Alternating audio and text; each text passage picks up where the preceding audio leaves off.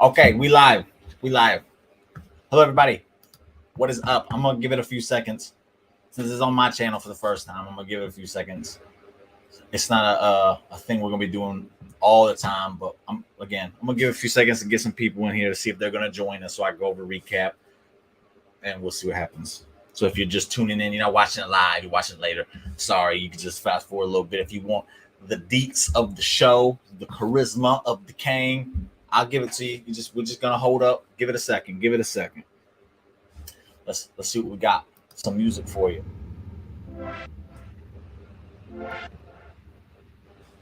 No, feeding the ducks. We'll feed the ducks. That's what I like to hear. We got something. We got someone coming in. All right. One more second while I share this, and then we can start. We can get going in just a second as we feed the ducks.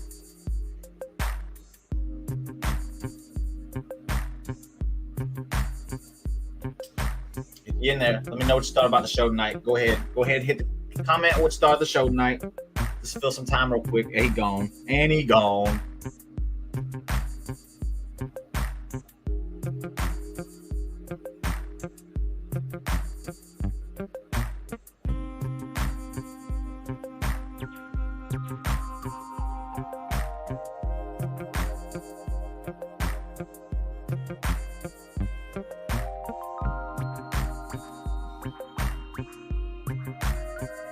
Give it just a few more seconds, people. I'm sorry.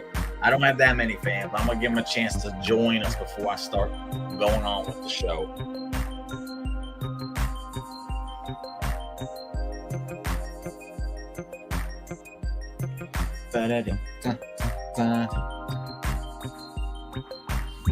Okay. Where we at? We're at. Thank you, babe. Thank you, babe. Thank you, babe. She started looking good. Looking good as well, babe. Thank you, babe. Thank you very much.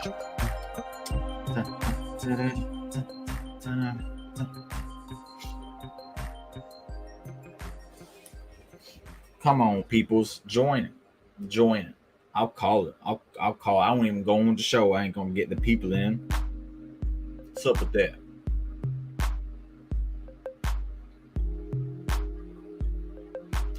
No Punk tonight. They don't even mention the man. No Elite tonight. They don't even mention the boys. They're not even in the intro for the show. Tony Khan meant business tonight. Business tonight.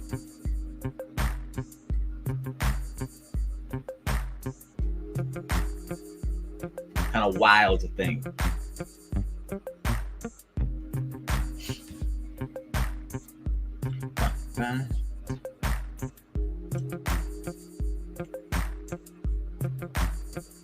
All right, so we're gonna just go with the show. We're gonna go on with the show. Again, sorry if you're sitting there waiting, watching this live.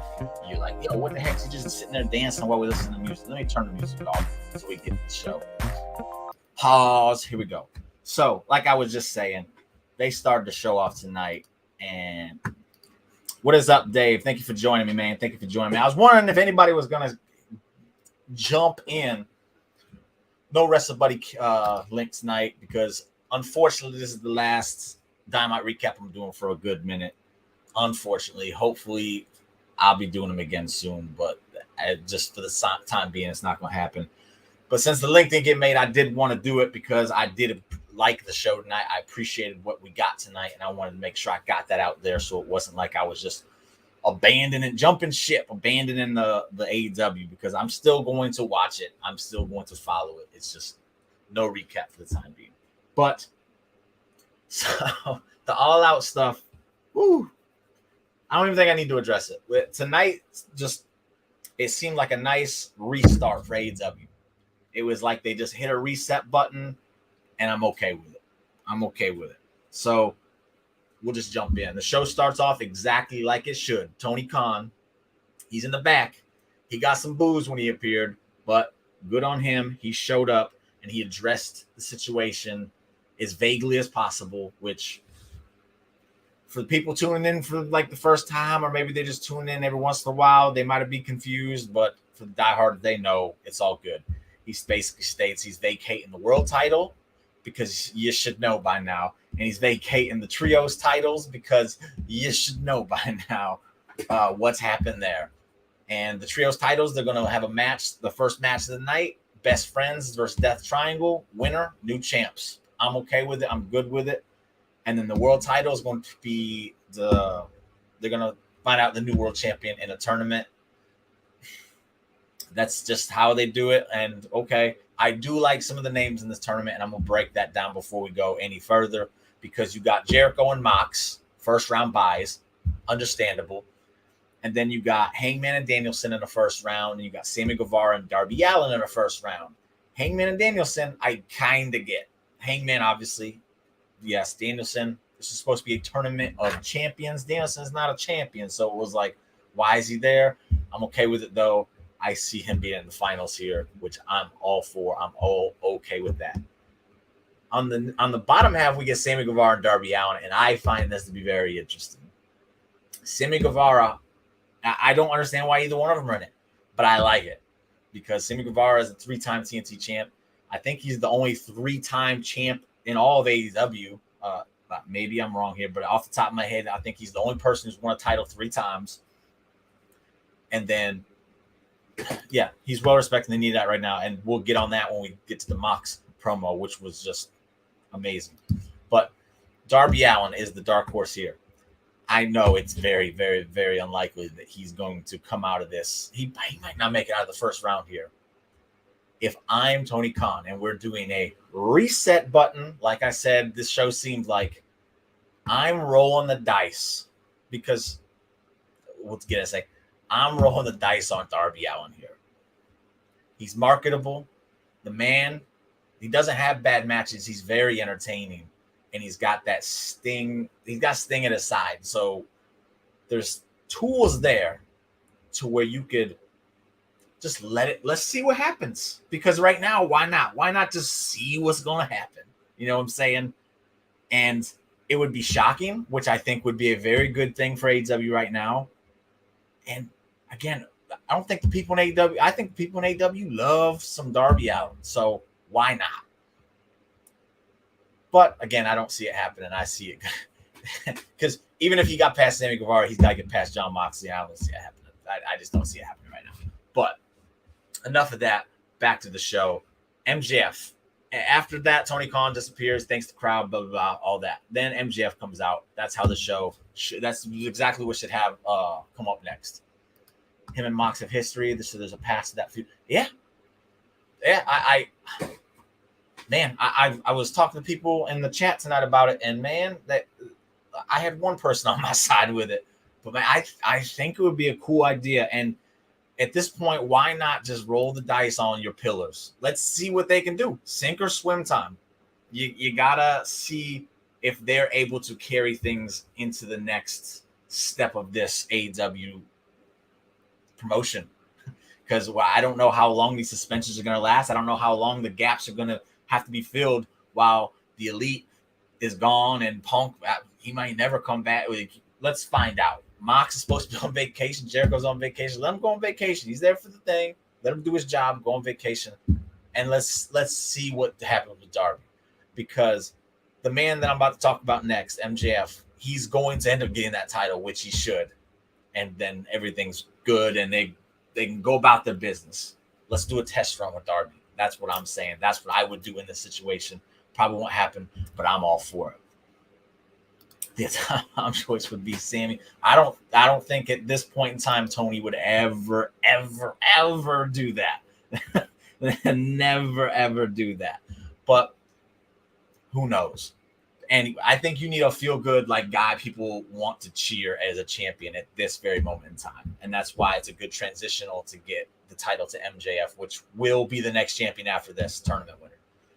But MJF comes out. He apologizes to the fan. He's wearing a Josh Allen jersey, the quarterback of the home team. He's just playing to the crowd. He's playing babyface here.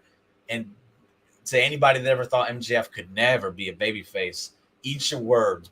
Eat crow, whatever the saying is, do it right now because that man was doing it and he was doing it well. It was very, very good. Sammy is going to tie into the Jericho outcome somehow, I think. I don't know. I don't know. I don't. I see Jericho losing next week too, just because he was supposed to be on vacation and he had to come back and fill in the gaps. And I think putting Danielson in the situation kind of freshens things up because we've had Jericho as champion and he doesn't need to be champion again. And as much as I am all for Mox, especially after the promo we cut tonight, I don't think he needs to be a champion again right now either. So I would love to see Danielson in the finals against either Sammy or Darby. That's me. You could do Danielson and Mox in the finals, but he saw it not that long ago, and no, I would rather see it a new face. He had the crown on the back of his hand.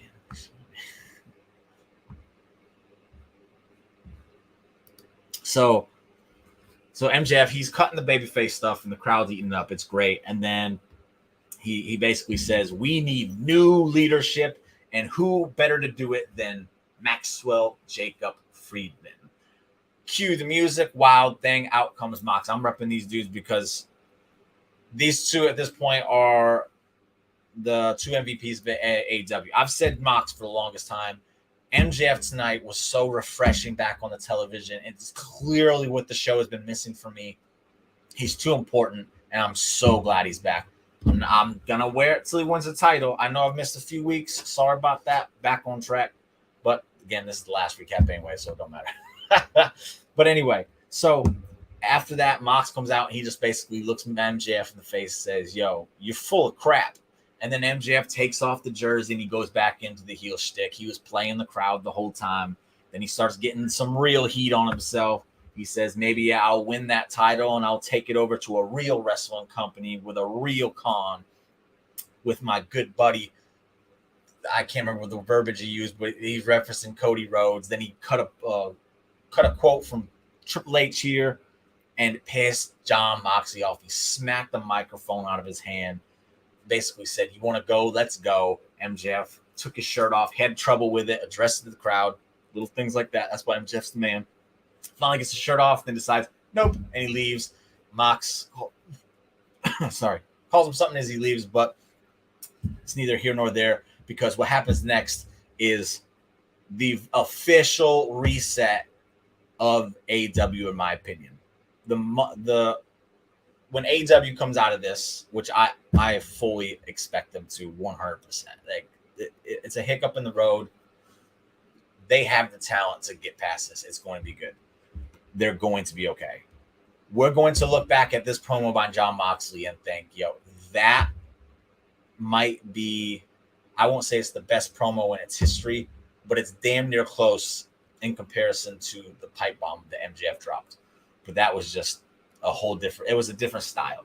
What Mox did here was just so real and basically is letting it be known like, hey, what did he say?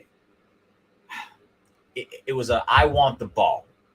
Give me the ball. I'm the MVP. He is the Michael Jordan of AEW. And again, this is what I have been saying since day one of his arrival. He is the Michael Jordan of AEW. And he's always kind of just showed up, done his part, done his deeds, carried the company on his back for quite some time when things went Ari and all that other stuff. We'll check on that in a second. So it was one of, if not the most, I'll put it out. It is the most important promo in the history of AEW. It was very, very good. And it basically let people know, like, he's accepting the role at this point. He knows that it's his ball to take, and he is about to officially take it. Let's check up on this thing right here. Thunder Rosa. I don't believe that one for a second. Her husband came out and said it was nonsense.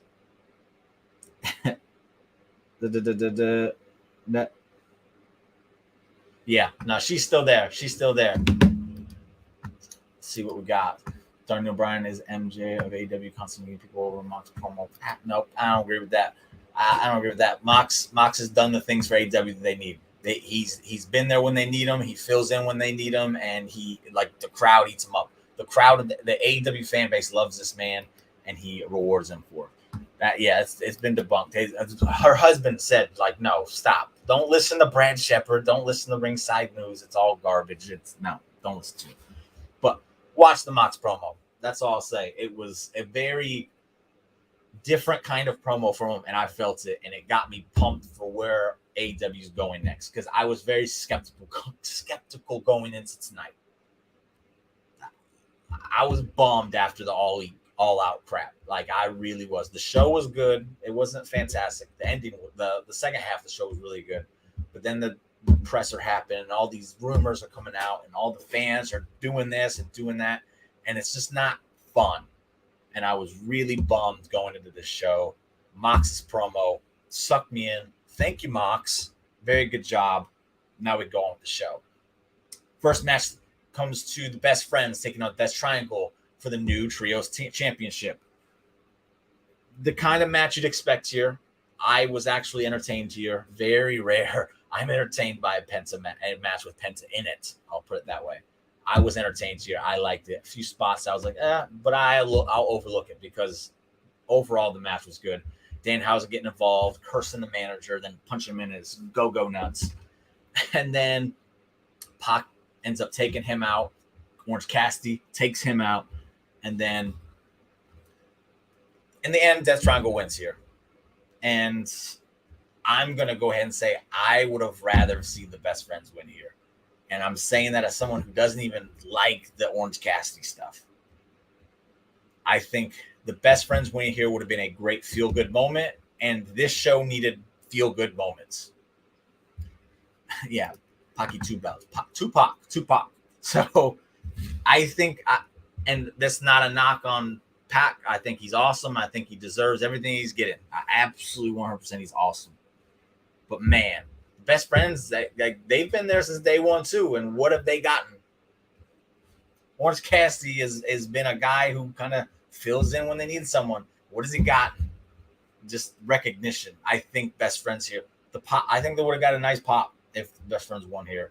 I was a little bit bummed they didn't, but they had to throw a lot of this stuff together. So criticizing too much would be silly on my behalf. I won't do it.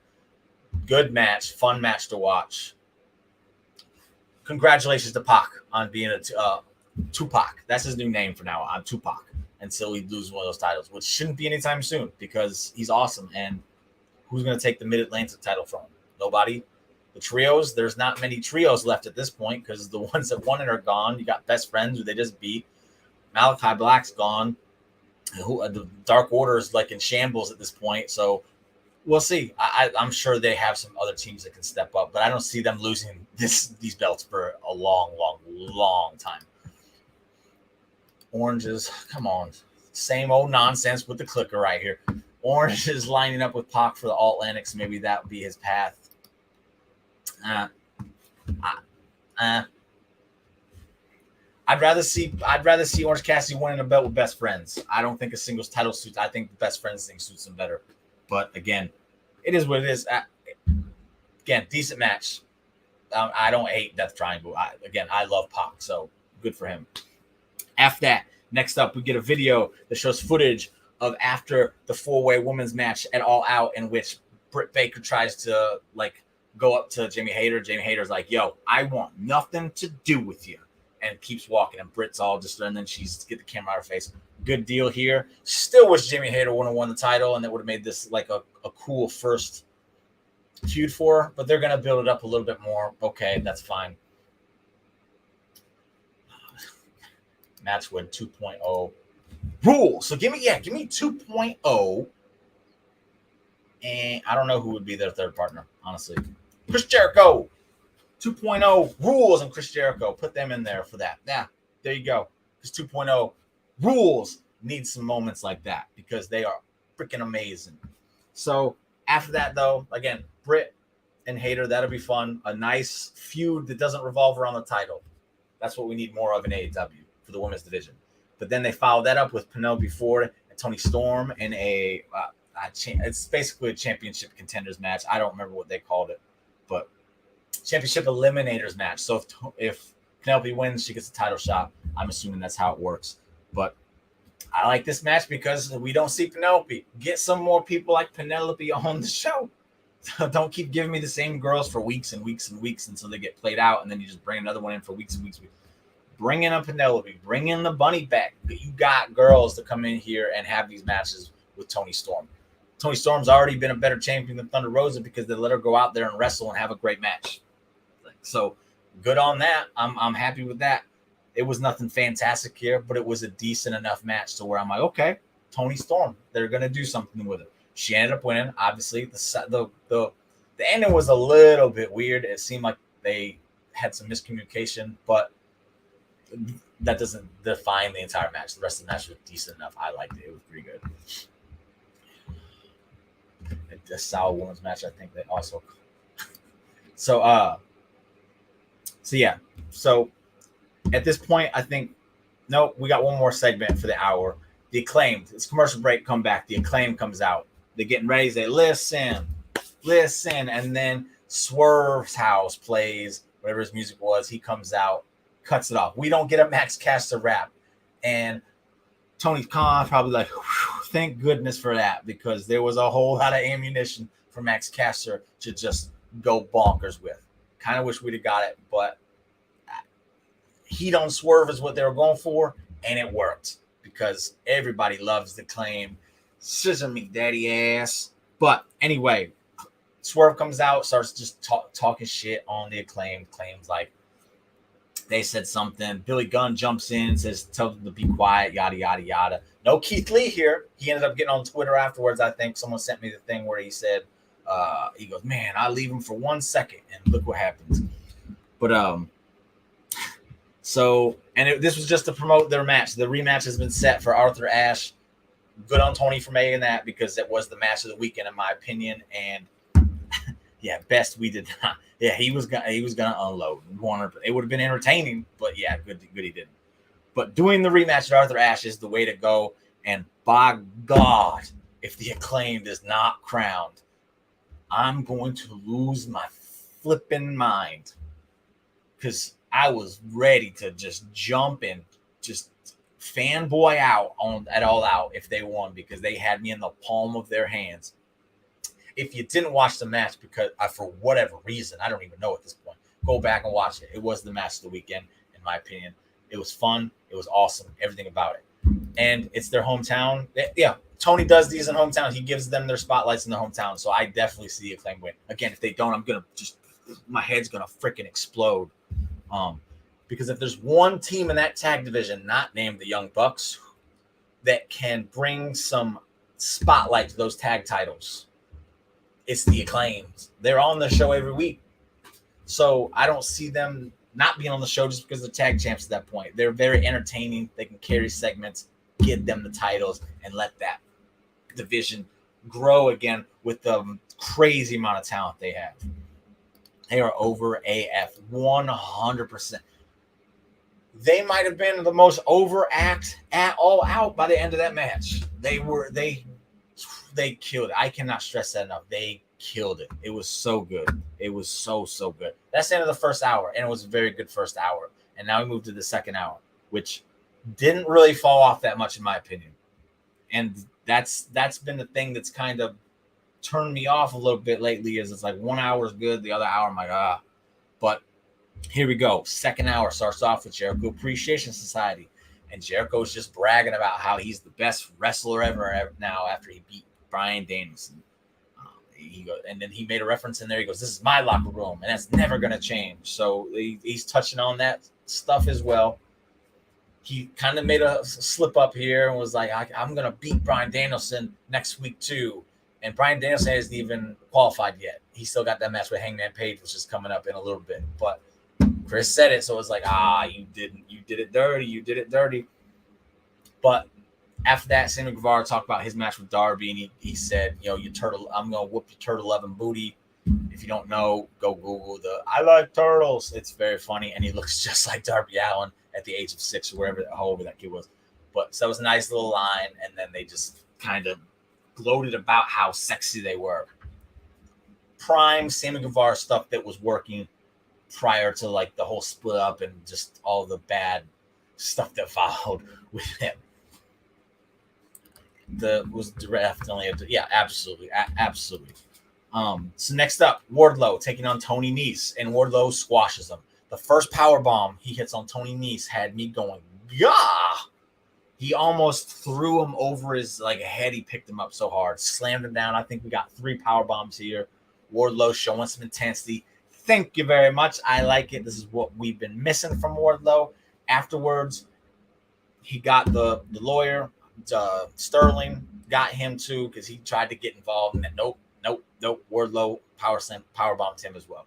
Then Wardlow grabs the microphone and he addresses all of the comments that have been made about his run. And I like this because the reign has been horrible. Like it started off, then it went downhill. Jay Lethal should have saved it. Whatever, it didn't happen, but now here it is.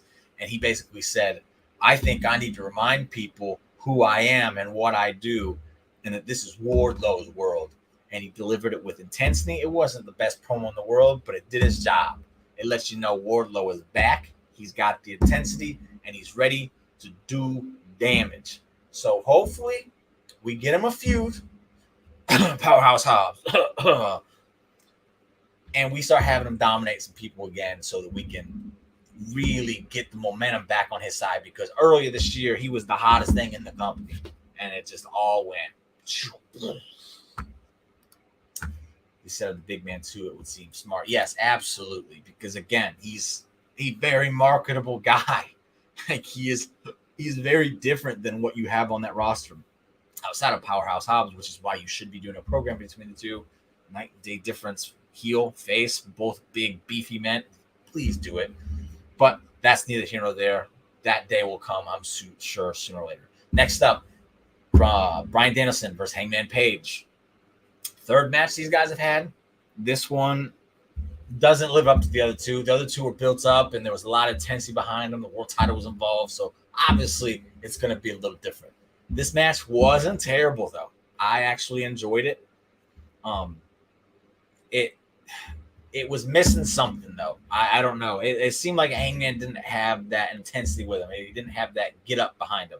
And, oh, well.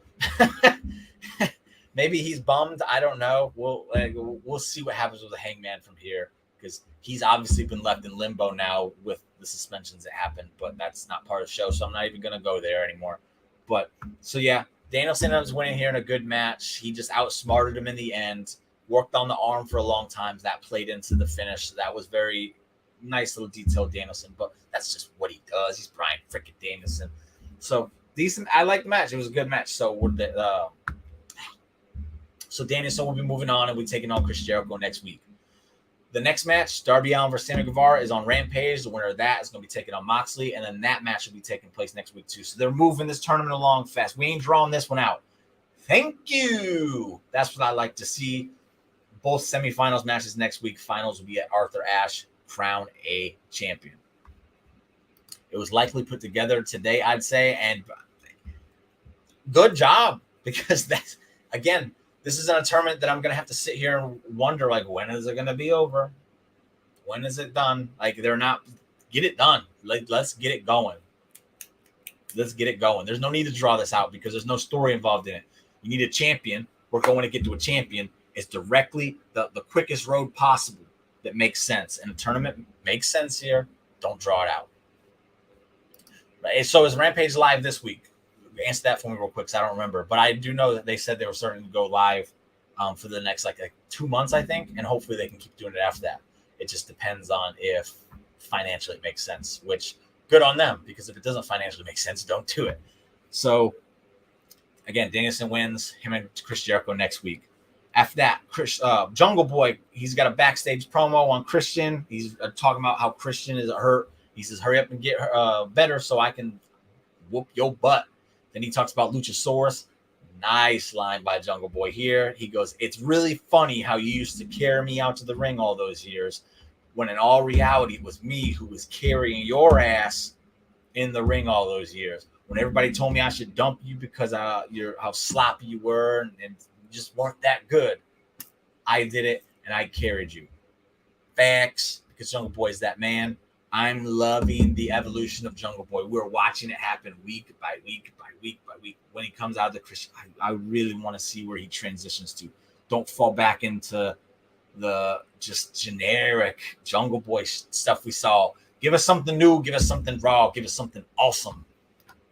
getting better little by little. Nice natural progression. Absolutely. Tonight, I was very, very happy with. It just, again, with the line, too, it just showed that he has some bite to go with that bark that he is quickly learning over the just you giving him the stick and you say sink or swim, and he's swimming. He's swimming slowly, but he's swimming. He's getting there, and I'm all for it because I'm a Jungle Boy Mark. Have been since day one, and I'm loving to see him again just grow. It's awesome. After that, Stokely promo. He comes out with his crew. I guess they're not with MJF, so that's good because I didn't like the idea of MJF having another faction. Wouldn't have worked. He just paid him to do his bidding for him, and that's cool. Stokely here is very vicious. Dude tried to tell him, hey, we don't have time. So he smacked him with a microphone. And then the rest of the dudes just took the poor producer out. Don't know where they're really going with these dudes, but you put them out there, which means you have plans for them in some way, shape, or form. Just get Ethan Page on the show. Get him in the ring. Get him on a microphone. Do something with Ethan Page. That's my only complaint about him being in this faction. You better not just put him in the background. He's too damn good for that. And right now, you need people like Ethan Page that can come in and step up 100%. That's how much faith I have in Ethan Page. After that, it's time for the main event. Very quick show tonight. That's just how good it was and how everything flowed together nicely tonight. It was a quick show. It just felt like it was it almost felt like it was an hour show. So props for the show they put together on such short notice after having to rewrite some stuff. I think this is the first time they've actually had to go with a plan B, and it worked. So hopefully this is a sign of things to come. I really do hope so. Tonight had a AEW feel from last year, not this year where it's just hot and cold, hot and cold, hot and cold. Jack's only 25. Yeah, that dude's going to be around for a good minute. Love watching these Ring of Honor pure matches. This is a decent match. I don't think anything stood out about it. Danny Garcia, Wheeler Utah, Ring of Honor pure championship match. Pure championship rules apply. I'm still learning them. There's some fishy ones in there. I'm still trying to process all the rules, but it was a clean match. I like that. Garcia, the hometown boy, he had a hometown rapper come out. That was probably a mistake because that guy wasn't very good. The words of a lot of people, not just myself, so I feel comfortable enough to say that.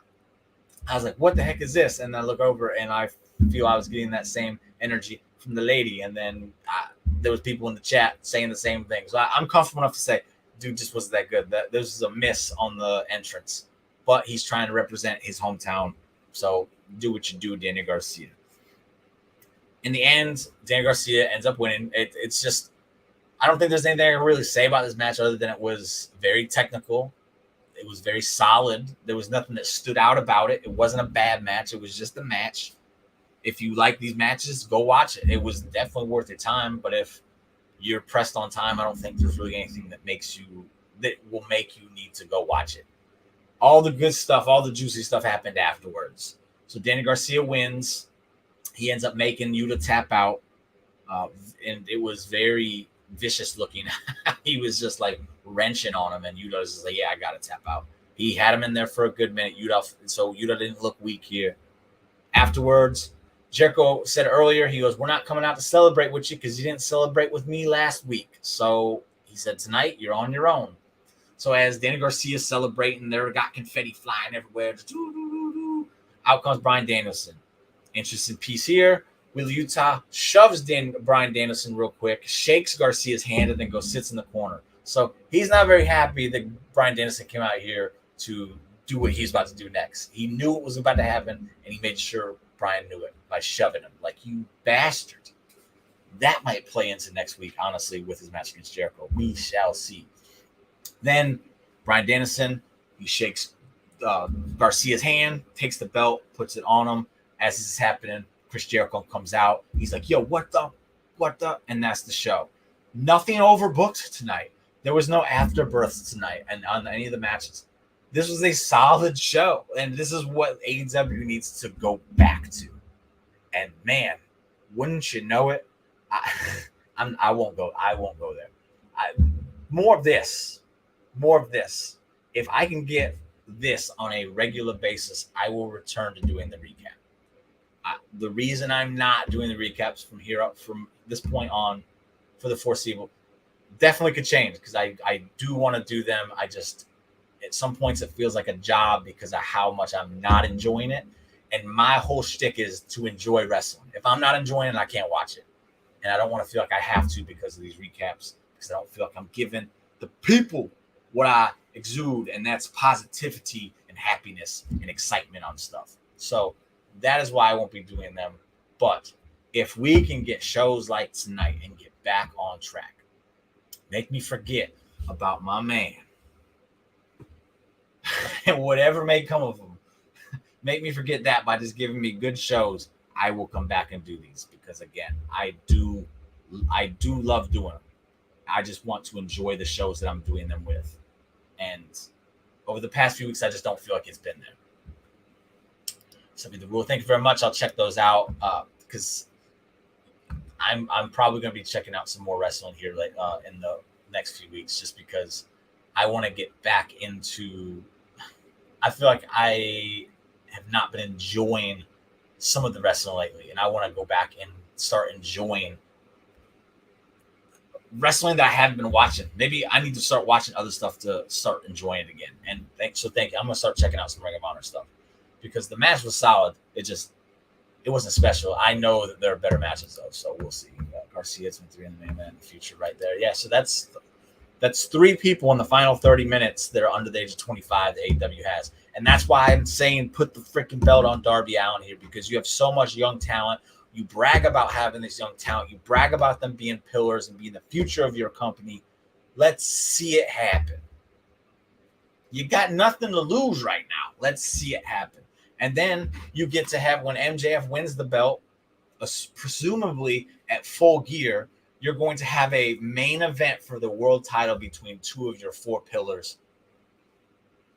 Let's see what the buy rate. You got MJF, so people are going to tune in 100%. Let's see what Darby Allin can do. Let's see. That's what I hope for here. I got my fingers crossed. That's how much I want Darby Allin to win this tournament. I think it would be awesome. So that's the show. That's my explanation as to why the recap. Again, you won't be seeing me every Wednesday night from now on. I might jump on my channel every once in a while to give you the recap just to have fun, see if people jump in, chat with me, because that's what I really enjoy is to chat with people. Not a big one tonight, but again, because of issues, I understand my channel, MJF 26. He's not ready as yet. So they just do it. Just do it. Pull the trigger on these young dudes, man. That's the show. So I appreciate you, June. I appreciate you jumping in, David. Again, I know it's a little bit. It was last minute because of situations and issues, whatever. But that's just how it was. I think there's just miscommunication tonight, but that's okay. That's okay. I hope to come back to this. I really do. But in the meantime, y'all can check me on Wrestling Buddy with the Raw recap because I'll still be doing those. And tune into the Drip King Wrestling stuff because I got some stuff coming with that. I'll be back with Tidy this weekend as well because we missed this weekend because of so much wrestling. We just didn't have the time to fit it in without filming while wrestling was going on. I definitely am not going to do that ever. So we'll be back this weekend to talk about some positively awesome wrestling. And with that, I will say goodbye. Thank you for watching and good Dynamite tonight. Good Dynamite tonight. Please give me more.